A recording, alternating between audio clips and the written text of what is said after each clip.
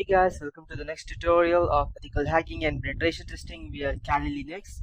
So the next part that I would be teaching you, as I told you previously, was the evil grade tutorial, in which I would be going ahead and injecting my virus inside the softwares or software updates, so that any person who goes ahead and installs the updates, then I will easily be able to go ahead and access their computer, and it will be forever until unless the updates are specifically uninstalled.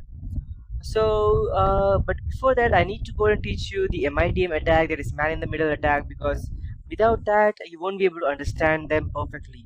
And for you to understand, I yesterday showed you about the ARP spoofing or poisoning, or the ARP cache poisoning, which is almost the same, and ARP spoofing is already a part of ARP poisoning.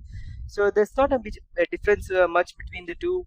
But if you are going ahead through this tutorial today, then I will assume that you have at least the basic fundamentals of TCP/IP. You need to know what domain name systems are, the DNS servers, how they work, at least the basic fundamentals of TCP/IP and the CCNA or networking. You should know how they work and how the SMTP protocol and the UDP datagram protocol works exactly. User datagram protocol.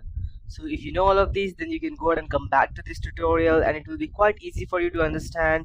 And even if you don't know about all of these fundamentals, then you can just go on the web, search about them a bit. Just the important parts like the TCP/IP, UDP, SMTP, HTTP, and all these things. And once you have the basics of all these things, you can easily go ahead and read that for about 2 to 3 hours for different parts, and you will have the basics, trust me.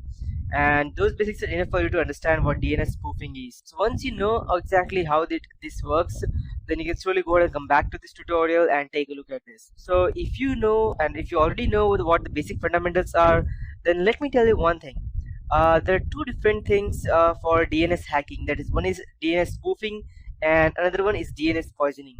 So if you go ahead and check on the Wikipedia will say that DNS spoofing is the same as DNS poisoning, but it is not, because despite what Wikipedia may say, they are not the same. Roughly speaking, DNS cache poisoning is one way to do DNS spoofing, but there are other ways to do it as well. And DNS spoofing refers to the broad category of attacks that spoof DNS records. It is a category of attack and an end goal of the attack rather than a particular attack mechanism. So it's an attack in whole, not any part of an attack. And there are many different ways to do DNS spoofing, such as compromising a DNS server, mounting a DNS, you can say, as let's say for example, mounting a DNS cache poisoning attack, such as the Kaminsky attack against a vulnerable server from Kali Linux, or mount a man-in-the-middle attack if you can get access to the network and guess a sequence of number, maybe making many requests, or be a false base station and lie about the DNS server to use, and probably many more. So DNS cache poisoning is one way to do DNS spoofing. DNS cache poisoning refers to the following scenarios, such as many end users use the same DNS cache, and an attacker may manage to inject a forged DNS entry into their cache memory. For example, many ISPs providers will do caching DNS server and arrange for their customers, the end users, let's say to try the IP ISP's server first, and then later on connect to the actual internet. So if an attacker can find some way to get to the caching DNS server to cache an incorrect record, then the attacker is set. He has managed to successfully spoof the DNS records and affect all the end users who rely upon this cache memory. So how does an attacker manage to poison a DNS cache?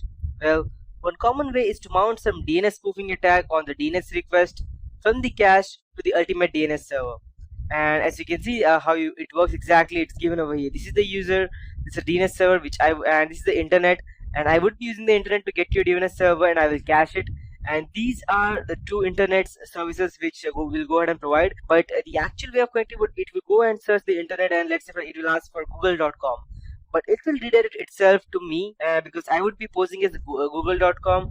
Then the DNS server will go ahead and cache it in its memory, and whenever the user tries to go ahead and try to get any information, he will connect to the DNS server. It will transfer it back to me, and since I need to provide something to the user so that he does not become suspicious, I will go ahead and redirect the traffic to the google.com.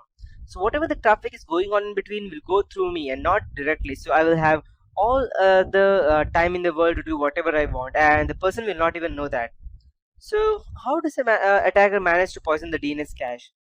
This will get a little recursive right now because basically you use any DNS spoofing attack, get the cache to accept a spoofed record. Here you can use any DNS spoofing attack that you can, and afterwards the result is that the cache will cache the bogus record, and consequently many end users will now accept that spoofed record too. So that's how the DNS cache, that's the difference between the DNS poisoning and the DNS spoofing.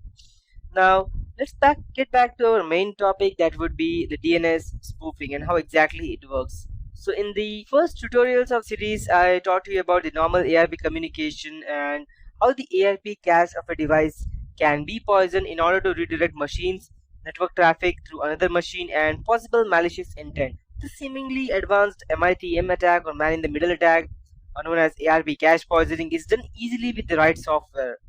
In the previous tutorial, I discussed with you a type of attack like the ARP cache poisoning, and ARP DNS spoofing is almost the same. If you have not read my previous tutorial, then you need to go. I would recommend you to do so that now, because as this tutorial will go on building, you will need the basics, and ARP poisoning or knowing how it works is very important for you to understand DNS poisoning as well. So DNS spoofing is a man-in-the-middle attack used to supply false DNS information to the host so that when they attempt to browse, let's say for example www. let's say Bank of America or bankofindia.com, there is no such thing as Bank of India, but still I just took a random name, or let's say bankofamerica.com at the IP address 192.168.2.23, something like that, they're actually sent to a fake www.bankofamerica.com residing at the IP address which is totally different, which an attacker has created in order to steal the online banking credentials and account information from unsuspecting users. And this is actually done quite easily, and we will see how it works exactly and how it is done, and finally how to defend against this kind of attack. And I will also going to teach you how the normal DNS communication works, so that you need to know the basics of how the domain name system works and how they can be like you can say as a serious threat if not taken care of properly. And there's more than one way to go ahead and do these kinds of DNS spoofing. You can have multiple tutorials, or you don't even need sometime the proper software. You can just, if you have sufficient network information, you can still do that. And I will be using the technique over here called as DNS ID spoofing. And every DNS query that would be sent down over the network will contain a uniquely generated identification number for the purpose of its identity queries and nothing else only. So I'll complete this process by doing one or two steps with a single tool, and we will see the ARP cache poison and how it works. And the goal of this scenario will be to get the users on the network, and depiction of this attack I will be showing you in exact images right now. So but that would be in the next tutorial, and that's it for this tutorial, guys. So now since we have the basics, just let's go ahead and check how it works exactly.